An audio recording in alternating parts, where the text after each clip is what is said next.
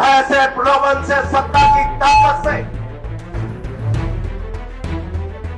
इस कोटा की धरती पर भी वोटों पर डाका डाला गया, चोरी नहीं डाका डाला।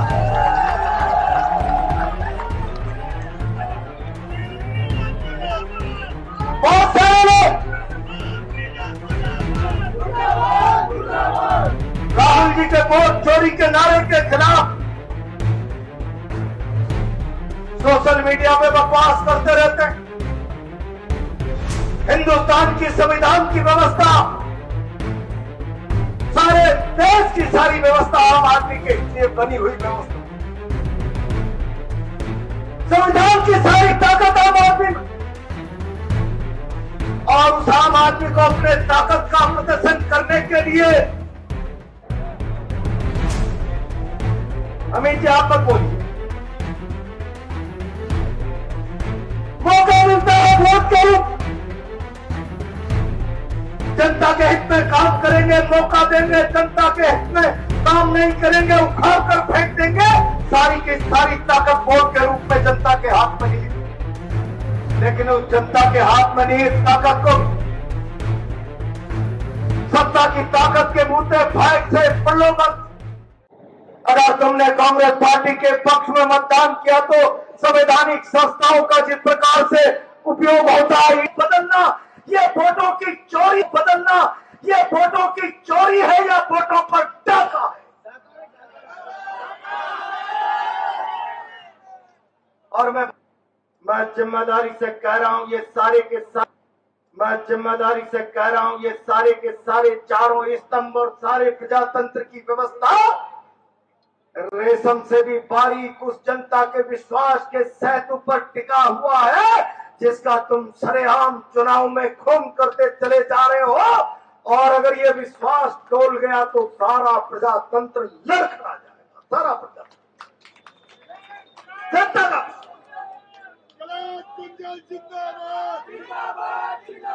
हालात क्या, दिल्ली में केंद्र की सरकार आ गई, दावा किया गया 2022 तक हम इस देश के भाग्य विधाता किसान की आमदनी को दुगना कर देंगे। किसान की आमदनी को दुगना करने का सपना दिखाने वाले भारत के प्रधानमंत्री जी भारतीय जनता पार्टी के राष्ट्रीय नेतृत्व से सवाल खड़ा करना चाहता हूं। एक तरफ तो सब जवाब दिखा रहे हो, किसान की आमदनी दुगनी करेंगे, दूसरी तरफ हिंदुस्तान का किसान दिल्ली के बॉर्डर पर 1 साल तक टिका रहे। किसान की फसल खरीद की एमएसपी की गारंटी चाहिए, किसान को पसीने की कीमत नहीं मिल पा रही। परिणाम हो रहा है देश में किसान पसीने की पूरी कीमत नहीं मिल पाने के कारण आत्महत्या के रास्ते पर जा रहा है। भारत के प्रधानमंत्री जी के पास दिल्ली के बॉर्डर पर पड़े हुए 1 साल तक किसानों से चर्चा करने का समय नहीं, वार्ता करने का समय नहीं। 1000 से लगभग किसान सड़क पर बैठे बैठे साल भर में दम तोड़ दे। किसान हितैषी होने का दावा करने वाली सरकार के पास उनके साथ संवाद करने का रास्ता नहीं। मैं बहुत जिम्मेदारी से हाड़ौती के किसानों को कहना, अभी हाल ही में स्मार्ट मीटर का मामला चल रहा, स्मार्ट मीटरिंग का काम रुका है तो केवल एक फर्म, एक आईएएस अफसर को बिहार में 60 करोड़ रुपए की रिश्वत देते हुए ईडी की पकड़ में आ गई और सप्लाई बंद हो गई। वरना आप विचार कर लेना, एक एक किसान के खेत पर, घर पर स्मार्ट मीटर लगेगा। और स्मार्ट मीटर का मतलब मैं आज आपसे कहना चाहता हूं, ये सारी की सारी बिजली व्यवस्था का निजीकरण करना चाहते हैं, प्रीपेड भुगतान करना चाहते हैं। जितना पैसा डालो उतना मीटर चलेगा। प्रधानमंत्री जी शर्म करो कुछ तो, भारतीय जनता पार्टी के लोगों, चुल्लू भर पानी में डूब मरो।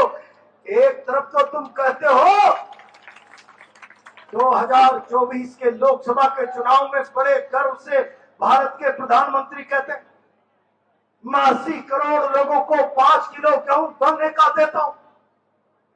जिस मुल्क में 80 करोड़ लोग 5 किलो गेहूं की खैरात पर अपना जीवन चलाते हो, उन्हें स्मार्ट मीटर से खून पीने का रास्ता उनके लिए तैयार मत करो। वो स्मार्ट मीटरिंग का पैसा दे नहीं।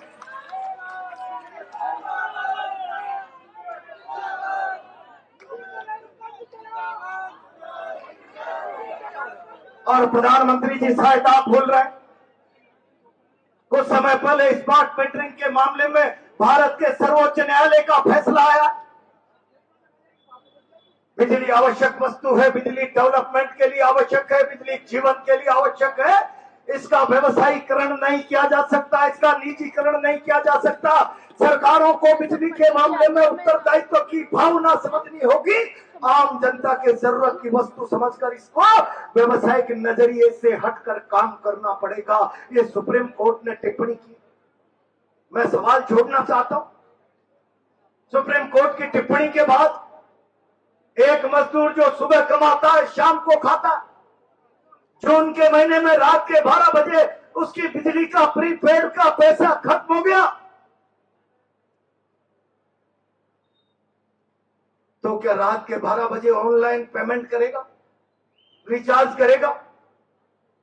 मैं देश के सारे लोगों के खाते खोल रहा हूं जन धन योजना में, लेकिन आज वो जन धन योजना में जो खाते खोले गए उन खातों की स्थिति क्या है? 80% से ज्यादा खाते बंद हैं, और जो खाते चल रहे हैं उन खातों में मोदी जी भारतीय जनता पार्टी के संरक्षण में अवैध धंधे करने वाले लोग गरीबों के खातों को किराए से लेकर अवैध धंधे कर रहे हैं। और उसका परिणाम हो रहा है इनकम टैक्स आईटी के जब नोटिस आते हैं तो गरीबों को पता चलता है मेरे खाते में 60 करोड़ कैसे, मेरे खाते में 100 करोड़ कैसे। ये जो धंधा भारतीय जनता पार्टी के संरक्षण में हो रहा है, ये जनधन योजना में जो खाते आपने खोले थे, देश में आपने नोटंकी जो की थी, और नोटंकी में तो भारत के प्रधानमंत्री जी, आपसे बड़ा कोई हो ही नहीं सकता। अभी राहुल गांधी जी के मंच से उतरने के बाद किसी से मोदी जी की मां के लिए अपशब्द भारतीय जनता पार्टी के लोगों ने ही बुलवाए, और मैं कहना चाहता हूं क्यों नहीं आज तक उसको पकड़ा, क्यों नहीं उसका खुलासा किया? और फिर प्रधानमंत्री जी देश से अपील करते हैं ये मेरी मां का नहीं, ये पूरे देश की मां का अपमान है। मोदी जी हम भी कहते हैं हम मां के पुजारी हैं, तुम कुछ नहीं होंगे, तुम तो मां के नाम का भी राजनीतिक व्यापार। भारत सरकार के एक एक व्यक्ति की जुबान पर लकवा पड़ गया, भारत सरकार के एक एक व्यक्ति की जुबान पर लकवा पड़ गया, लकवा पड़ गया। प्रधानमंत्री जी आपकी मां को कोई अपशब्द नहीं बोले, दूसरे की माताओं की, इस मुल्क की माओं की सत्ताबरू लुटती रहे, नग्न करके सड़कों पर उनको दौड़ाया जाता रहे, और वीडियो बनाकर पूरे देश के सामने भेज दिया जाए, और प्रधानमंत्री की जुबान लकवे से पीड़ित हो जाए। नोटंकी बंद करो। आप ले जाना कहां चाहते हैं? किस जगह ले जाना था? अभी किसान में निमोदा जाकर आया था। बिरला जी आपने भय से, भ्रष्टाचार से, सत्ता की ताकत से, धर्मांधता से चुनाव जीत लिया होगा। मैं बहुत जिम्मेदारी से कहता हूं, ठीक है आपने भय से, भ्रष्टाचार से, लोभ से, लालच से, धर्म के उन्माद से लोकसभा का चुनाव जीत लिया, लोगों ने जिता दिया, कमजोरी प्रदर्शित हो गई, लेकिन उसके बावजूद भी आदमी चाहता है न्याय मिलना चाहिए। हमने चुन दिया तो चाहे लीगल इलीगल कैसे भी परिणामों में चुन दिया गया, तो उसको न्याय करना चाहिए, इंसाफ करना चाहिए। सरकारी गाड़ियों का काफिला लेकर चलने वाले बिरला जी, मैं सवाल करना चाहता हूं, कोटा की सड़कों की हालत आपने देखी है? कोटा की सड़कों में गड्ढे इस प्रकार हो, आपको अंदाजा नहीं, आप अपनी सरकारी गाड़ियों के काफिले में निकलते हो। मैं देखता हूं मेरे निमोदा चारे से एक दिन पहले पजामा गीला करके आप घर घर घूम रहे हो, मेरे को लग रहा था अब तो राहत की बाढ़ आ जाए। मुझे लग रहा मुझे लग रहा था कि अभी पानी की बाढ़ नहीं, अब तो लोकसभा का स्पीकर प्रधानमंत्री के माथे पर बैठने वाला, मुख्यमंत्री को कुछ नहीं समझने वाला पहुंच गया है। अब तो राहत की बाढ़ आ जाएगी, राहत की बाढ़। बिरला जी, मेरा निम्बोदा, मेरा ख्याउदा का मालियों की बारी आपकी राहत का इंतजार कर रहा है। उनके पशुधन का पता नहीं, घर की संपदा का नाश हो गया, खाने पीने के दाने नहीं बचे। मैं ख्याउदा में मालियों की बाड़ी में गया, नदी के किनारे मेज के 100 घर स्वाह हो गए, स्वाह हो गए। न बकरी बची, न भैंस बची, न आटा बचा, न दाना बचा। मैंने कलेक्टर से कहा क्या व्यवस्था है खाने पीने की? बोला पंचायत से कहा है 17 दिन बाद पंचायत ने कल सुबह खाना बंद कर दिया। देलुंदा के स्कूल के लोगों ने कहा हमारे बच्चे 17 दिन से स्कूल नहीं जा रहे हैं, सरकार वैकल्पिक व्यवस्था करे। सरकार वैकल्पिक व्यवस्था नहीं, मौज मस्ती में मस्त है। ऐसा हो रहा है। बिरला जी, आप जाओ कहीं भी, जाने कौन सी समितियों का उद्घाटन करो, विदेशों के दौरे करो, कोई तकलीफ नहीं है, लेकिन भगवान के लिए रोम चलता रहे, नीरो चैन की बंसी बजाता रहे, ऐसा मत करो। मेरा कोटा जख्मों से पीड़ित है, सड़कें खराब है, गरीबों के स्मार्ट मीटर से बिजली बंद हो गई है। मेरा निम्बोदा न्याय और इंसाफ के लिए पैकेज मांग रहा है। मेरा खटखड़ और ख्याउदा मालियों की बारी न्याय की टकटकी लगाकर आपकी तरफ झांक रहे हैं। मुझे लगता है आजकल तो आपसे ज्यादा ताकतवर आपके ओएसडी है। प्रहलाद बुद्धल के जाने के बाद दोबारा पीछे से भी मैं चुनौती देकर कह रहा हूं, तुमने केवल सत्ता का न्याय के लिए जनता के हित में उपयोग करने के बजाय पैसा इस्तेमाल कर रखा है। मैं कई जगह कहता हूं और चुनौती दे रहा हूं प्रशासन के लोगों, अब सुधार कर दो। 2 साल निकल गया है, थानों में कांग्रेस पार्टी का कार्यकर्ता आम आदमी फरियाद लेकर जाता है तो मुलजिमों का बर्ताव होता है, और अगर कांग्रेस पार्टी का कार्यकर्ता की जगह भाजपा का कार्यकर्ता मुलजिम भी हो तो पुलिस के लोग आंखों पर पट्टी बांध लेते। क्या हालत, क्या ये न्याय? सरकारी व्यवस्था की कोई भी संस्था आम आदमी के साथ, किसी एक भी आदमी के साथ न्याय और इंसाफ की भावना के विपरीत काम करे तो संविधान की आत्मा रोती है, संविधान की आत्मा घायल होती है। मैं अब कहना चाहता हूं जरा अपने आचरणों में सुधार कर लेना। अब जंग की शुरुआत है, ये नोटिस है, चेतावनी है।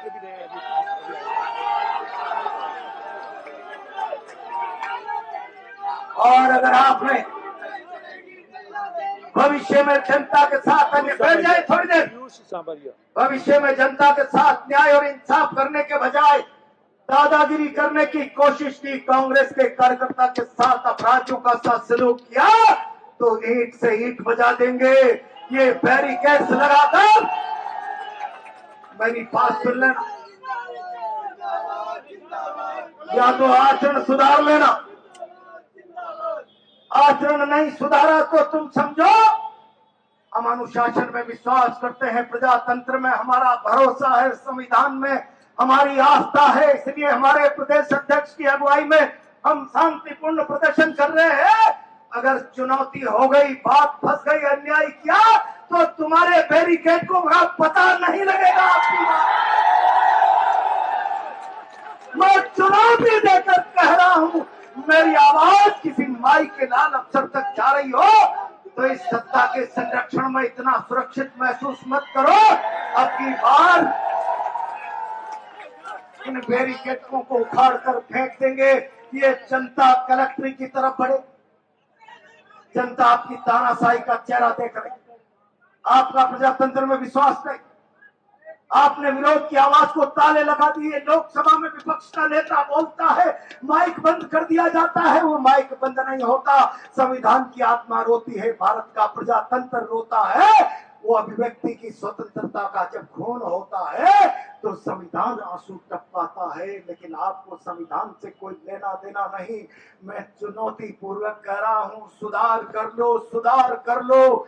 भारत जन क्रांति की ओर बढ़ रहा है। भारत का एक एक व्यक्ति प्रजातंत्र में भरोसा करता है। अकारण क्रांति उसके जीवन का हिस्सा नहीं है, लेकिन दुनिया में तानाशाहों के खिलाफ बढ़ता हुआ गुस्सा परसों नेपाल की घटना नोटिस दे रही है। आप भी सुधर जाइए, सुधर जाइए, सुधर।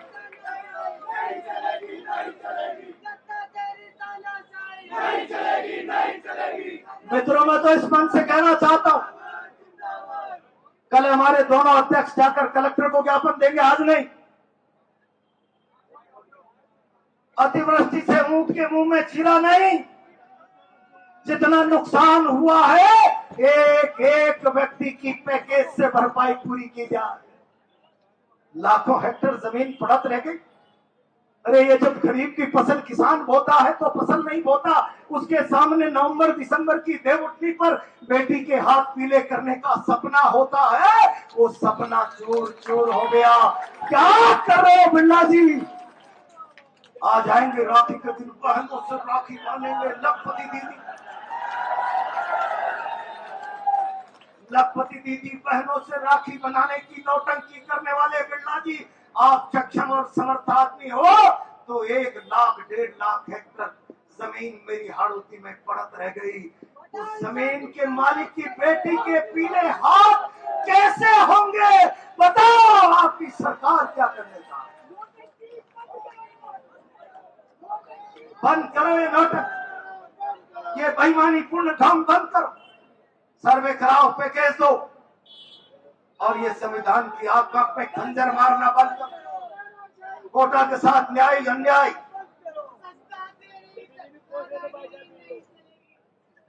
मैं अब लंबी बात इसलिए नहीं करूंगा, बहुत टाइम हो गया आप लोगों।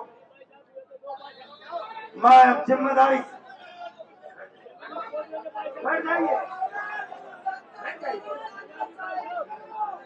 मैं जिम्मेदारी से कह रहा हूं, अब अत्याचार बर्दाश्त मत करना।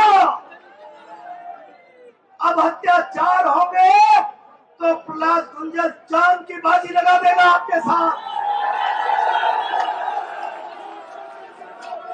और एक बात कह रहा हूं कांग्रेस के लोगों से, अब कहीं लड़ाई हो जाए, आवाज दे दे तो तहसील थाना घेरने की, उठकर आ जाना एक एक अपने अपने घर।